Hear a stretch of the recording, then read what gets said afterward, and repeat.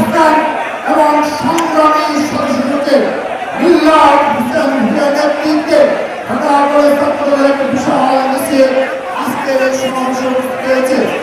Dhaka college